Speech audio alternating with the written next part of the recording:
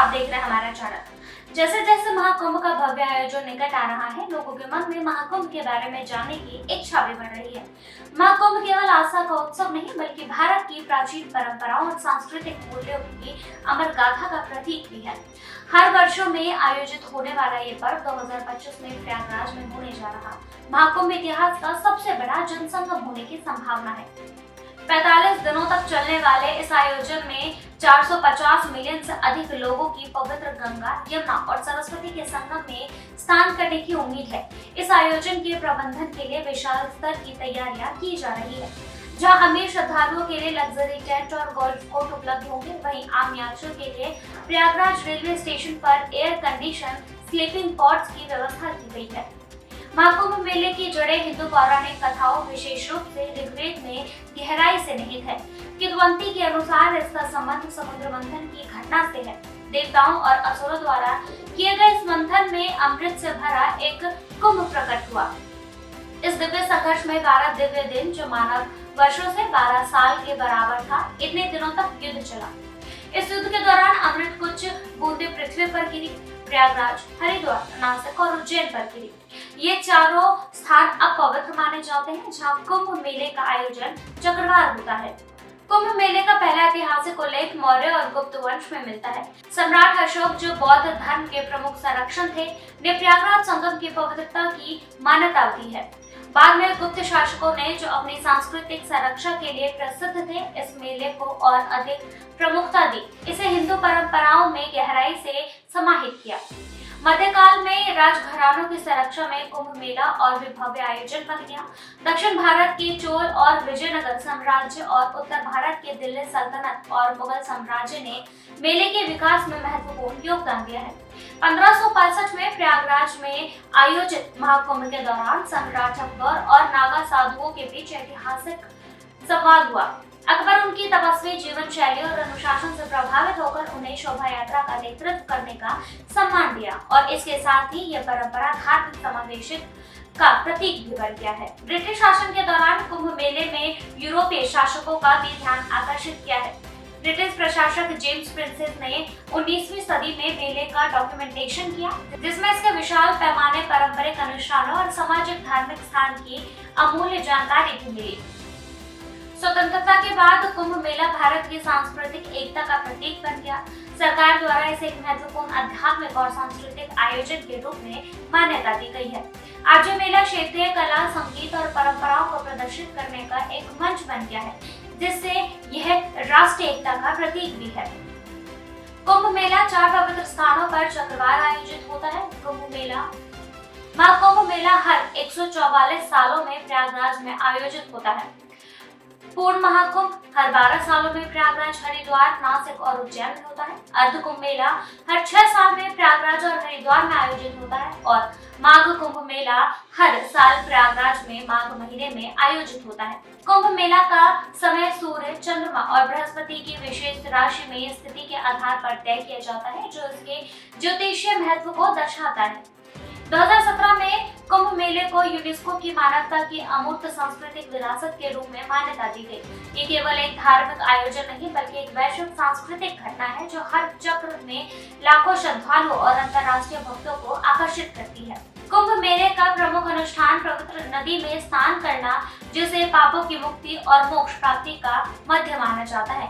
साधु संत और विभिन्न आध्यात्मिक मार्गों के अनुयायी प्रवचन, कीर्तन और शाही स्नान करते हैं। ये गतिविधियां मेले की आध्यात्मिक भावना को परिभाषित करती है। आध्यात्मिक महत्व के अलावा कुंभ मेला आर्थिक रूप से भी महत्वपूर्ण है। ये आयोजन रोजगार के अवसर पैदा करते हैं और स्थानीय व्यवसायों को बढ़ावा देते हैं। मेले के लिए विकसित किया गया बुनियादी ढांचा तीर्थयात्रियों के प्रस्थान के बाद भी मेजबान शहरों को लाभान्वित करता है। अब यह महाकुंभ मेला, जो हर 12 साल में मनाया जाता है, 13 जनवरी से 26 फरवरी 2025 के बीच उत्तर प्रदेश के प्रयागराज में आयोजित होने जा रहा है।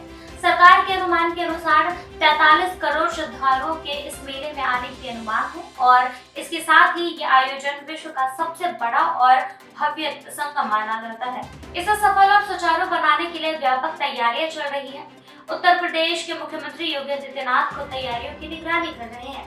जिसमें भव्यता, स्वच्छता, सुरक्षा और मेले को डिजिटलाइजेशन पर विशेष जोर दिया गया है। महाकुंभ के इतिहास को जानने के बाद बात करेंगे 2025 में होने वाले इस महाकुंभ में आने वाले श्रद्धालुओं के लिए क्या क्या सुविधाएं हैं। महाकुंभ 2025 में 2019 की तुलना से 800 हेक्टेयर अधिक क्षेत्र जोड़ा गया है, जिससे कुल क्षेत्रफल 4000 हेक्टेयर हो गया है। इसे 25 हेक्टेयरों में विभाजित किया गया है। टेंट की क्षमता भी दोगुनी कर दी गई है। 2019 में 80,000 टेंट से बढ़ाकर 1.8 लाख टेंट कर दी गई है। इनमें घरेलू और विदेशी आगंतुकों के लिए शाही महलों जैसे लग्जरी VIP कैंप बनाए गए हैं, जिनमें आधुनिक सुविधाएं से युक्त 14x28 फीट के कमरे उपलब्ध होंगे। सुरक्षा के लिए 7 लेवल योजना बनाई गई है, जिसमें 37,000 पुलिस कर्मियों की तैनाती होगी, जिसमें 1,378 महिला अधिकारी भी शामिल हैं। रियल टाइम निगरानी के लिए AI सक्षम CCTV कैमरे और फेशियल रिकग्निशन सिस्टम लगाए गए हैं। मेले में 10 जोन, 25 सेक्टर, 56 पुलिस स्टेशन और 155 पोस्ट में विभाजित किया गया है। पुलिस और घाटों पर विशेष सुरक्षा इंतजाम किए गए हैं। इसके अलावा 20 अत्याधुनिक ड्रोन 24x7 निगरानी करेंगे, जिससे भूमि, जल और वायु की सुरक्षा सुनिश्चित होगी। इस आयोजन के लिए बुनियादी ढांचों में बड़े निवेश किए जा रहे हैं। मुख्य परियोजनाओं में शामिल है रायबरेली प्रयागराज हवाई से चौड़ा करना और फेयर लेन बाईपास का निर्माण, प्रयागराज इनर रिंग रोड के कुछ हिस्सों का विकास, फफामऊ में गंगा पर मौजूदा पुल के समानांतर 6 लेन पुल का निर्माण, 14 रोड ओवर ब्रिज का निर्माण और अस्थायी स्नान घाटों को 8 किलोमीटर से बढ़ाकर 12 किलोमीटर करना। आवागमन को आसान बनाने के लिए 1,850 हेक्टेयर क्षेत्र पार्किंग के लिए आरक्षित किया गया है। 7,000 इलेक्ट्रिक बसें और 550 शटल बसें परिवहन सुविधा प्रदान करेगी। आयोजन में 67 LED street lights, 2016 hybrid lights और 2 नए सबस्टेशन लगाए जाएंगे। पहली बार महाकुंभ में डिजिटल कुंभ अनुभव शामिल किया जाएगा। एक अत्याधुनिक डिजिटल अनुभव केंद्र कुंभ की आध्यात्मिक और पौराणिक विरासत की वर्चुअल रियलिटी, होलोग्राम और डिजिटल प्रोजेक्शन के माध्यम से प्रदर्शित करेगा। गूगल मैप्स में मेले का शामिल किया जाएगा, जिससे श्रद्धालु प्रमुख स्थलों और घाटों को आसानी से ढूंढ सकेंगे। AI चैट बॉक्स और एक तरफा रास्ते से सुरक्षा और भीड़ प्रबंधन को बेहतर बनाया जाएगा। 45 करोड़ से अधिक आगंतुकों के लिए व्यापक चिकित्सा सुविधाएं तैयार की जा रही है। प्रमुख व्यवस्थाओं में शामिल है परेड ग्राउंड में 100 बेड का अस्पताल, जिसमें एम्स, रायबरेली और आर्मी हॉस्पिटल के विशेषज्ञ डॉक्टर तैनात होंगे।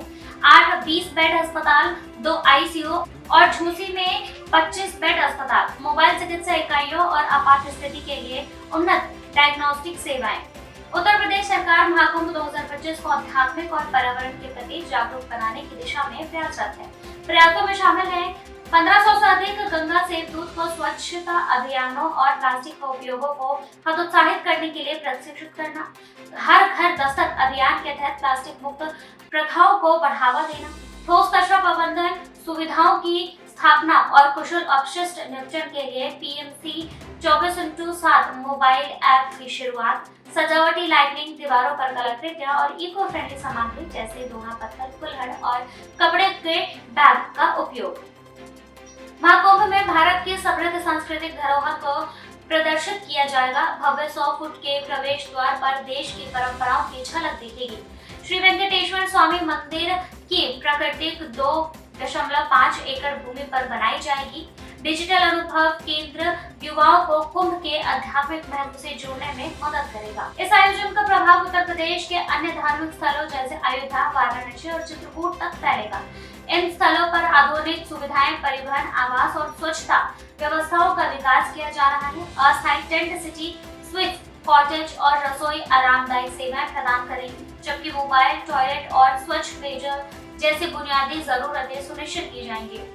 6,382 करोड़ रुपए के अनुमति बजट के साथ महाकुंभ 2025 आध्यात्मिक आयोजनों के लिए नए मानक स्थापित करने का प्रयास कर रहे हैं। मुख्यमंत्री योगी आदित्यनाथ की ट्रेडिशनल और तकनीकी को मिलाकर कुछ नया करने की सोच ये सुनिश्चित करेगी कि ये आयोजक इतिहास के सबसे बड़ा स्वच्छता और तकनीकी रूप से उन्नत कुंभ के रूप में याद किया जाएगा।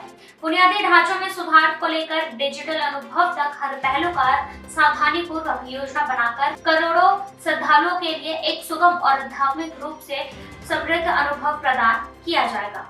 फिलहाल के लिए बस इतना ही, और ऐसे ही और भी खबरों को देखने के लिए देखते रहिए हमारे चैनल को और इसे लाइक, सब्सक्राइब और शेयर करना ना भूलें।